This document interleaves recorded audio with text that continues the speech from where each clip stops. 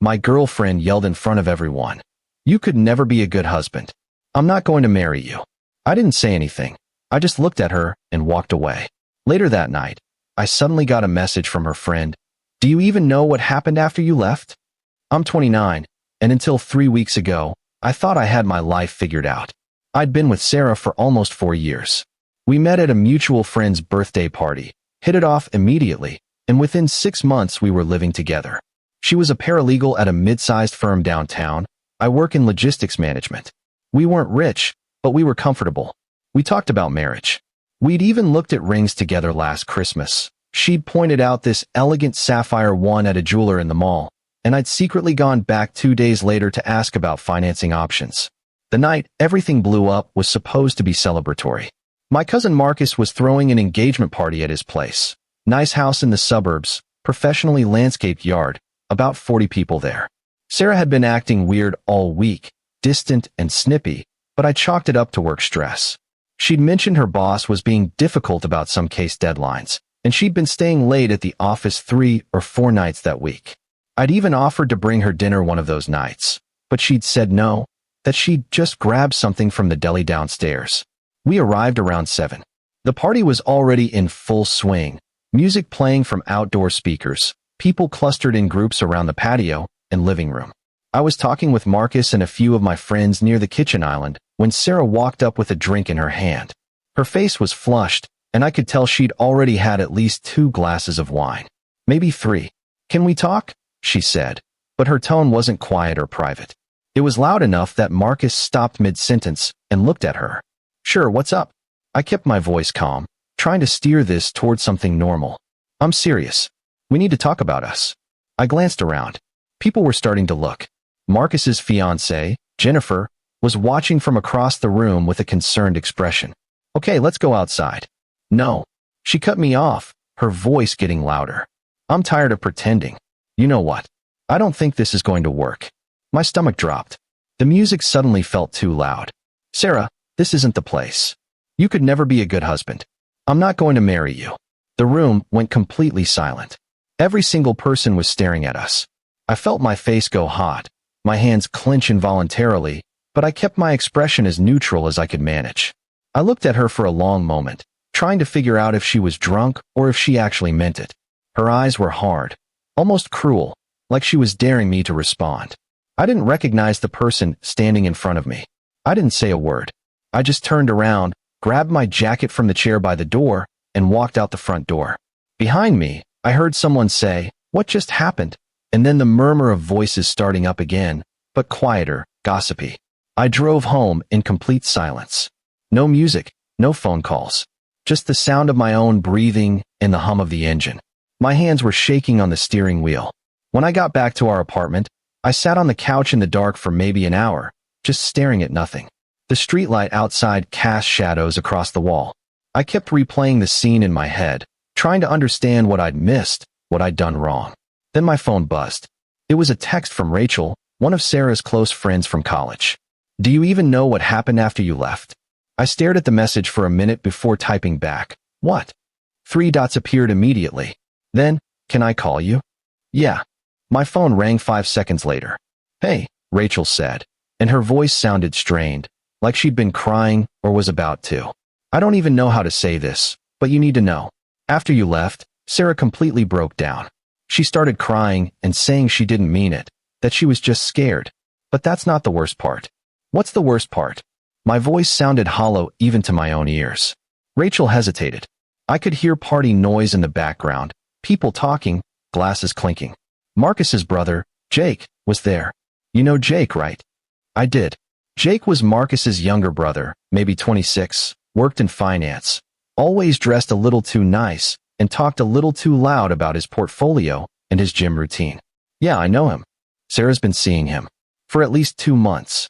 I felt like the floor had disappeared beneath me. The room tilted. "What?" I didn't know until tonight. I swear, I had no idea. After you left, Jake came up to Sarah and tried to comfort her.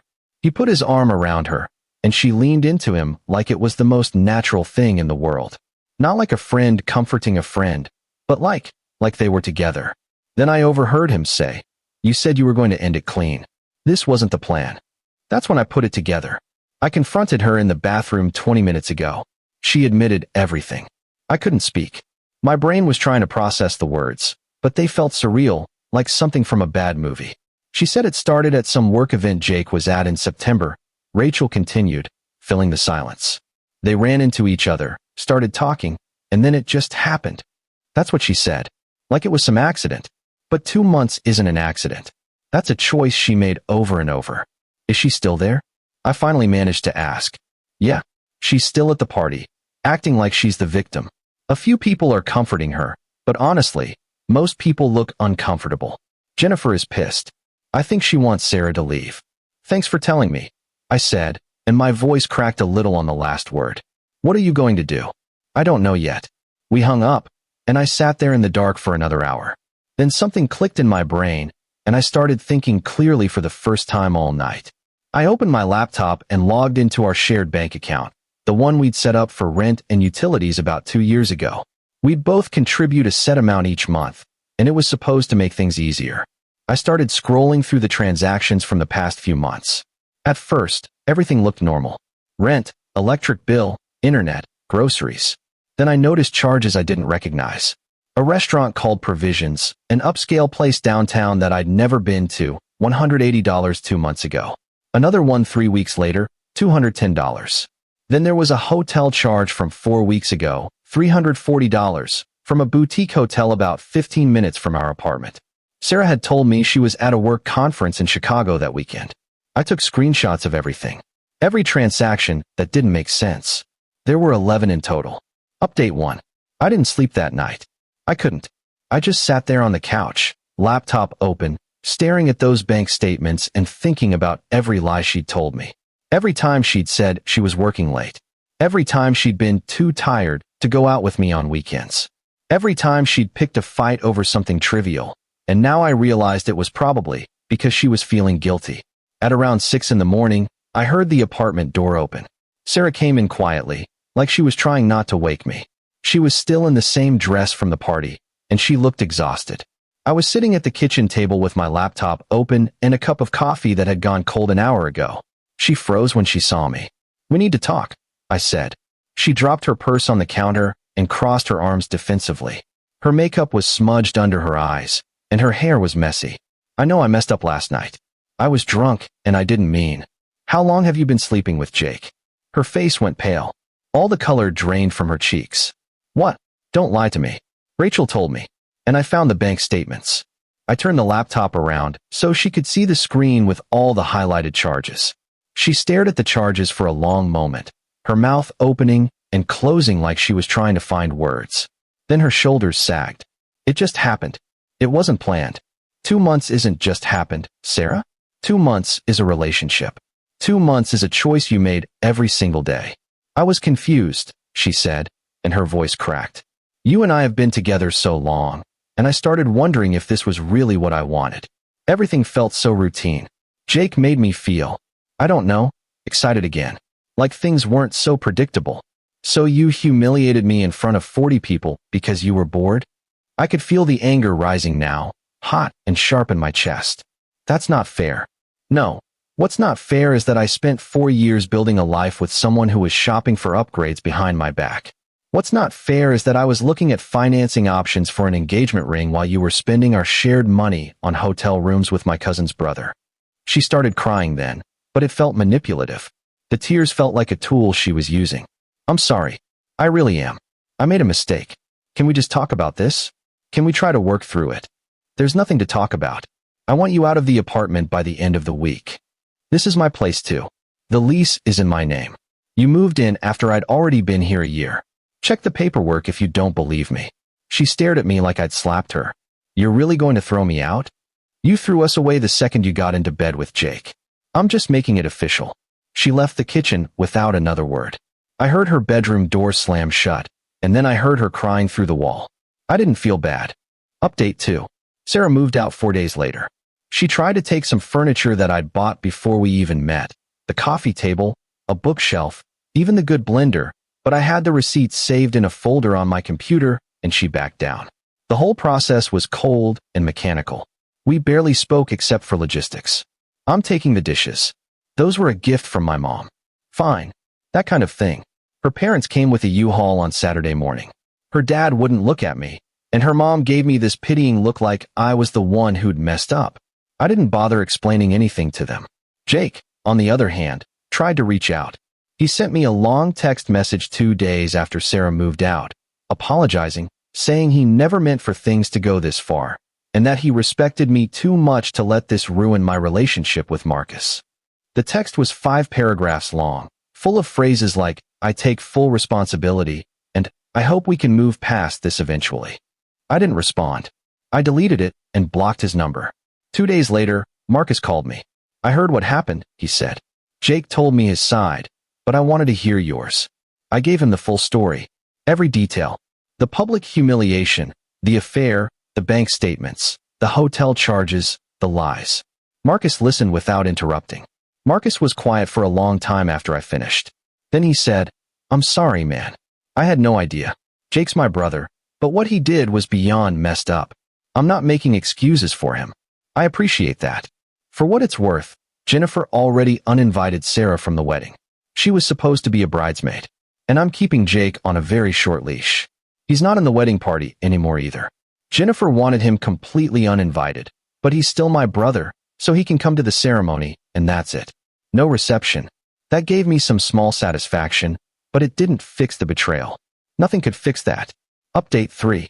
About 2 weeks after Sarah moved out, I got a message from her on Instagram. It was long and rambling, basically saying she'd made the biggest mistake of her life and wanted to meet up to talk. She said Jake had turned out to be different than she thought, and that she realized I was the one she actually wanted to be with. She said she'd been foolish and impulsive, and that what we had was real. I didn't even open the message fully. I just blocked her on Instagram, Facebook, and her email for good measure. But here's where it gets interesting. A mutual friend, Tyler, reached out to me a few days ago and told me the real reason Sarah was trying to come back. Apparently, Jake had been seeing someone else the entire time he was with Sarah.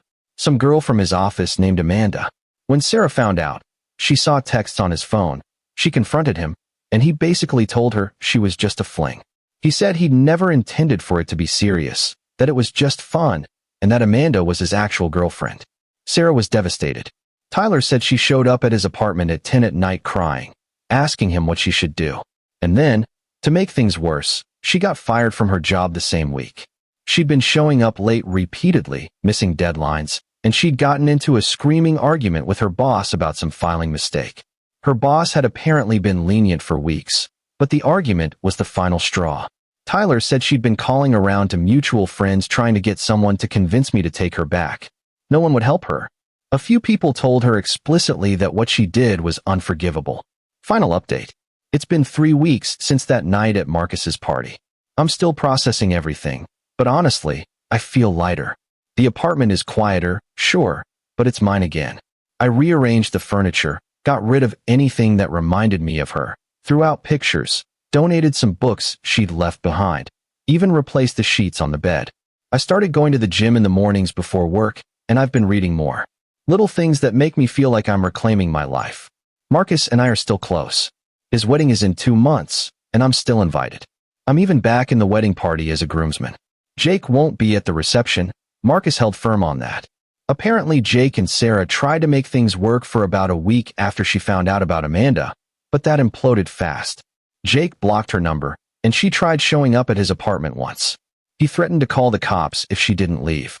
Last I heard, she moved back in with her parents an hour outside the city. She's unemployed and apparently spending most of her time in her childhood bedroom. Rachel told me she's been posting vague sad quotes on social media, the kind that are clearly about me but never mention me by name. I haven't heard from her directly since I blocked her on everything.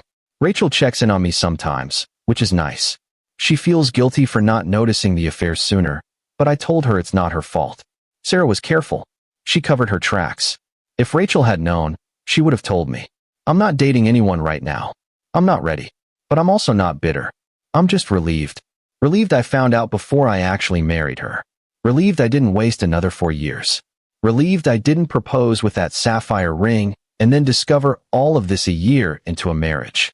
Relieved I walked away when I did, with my dignity intact. Sometimes I think about that moment at the party when she yelled at me in front of everyone. At the time, it felt like the worst moment of my life. Now I realize it was a gift. She showed me exactly who she was, and I got to walk away before I was legally or financially tied to her forever. Edit 1. A few people have asked if I ever confronted Jake directly. I didn't. He's not worth my energy, and anything I said to him would have just been for my own ego. The way I see it, he has to live with being the kind of person who does that to someone. That's punishment enough. Edit 2. Someone DM'd me asking if I ever got an actual apology from Sarah beyond that Instagram message. No. The Instagram message was just her trying to get me back because her backup plan fell through. That's not an apology. That's desperation. Edit 3. For everyone asking about the ring, I never bought it. I was planning to propose this Christmas. Dodge that bullet.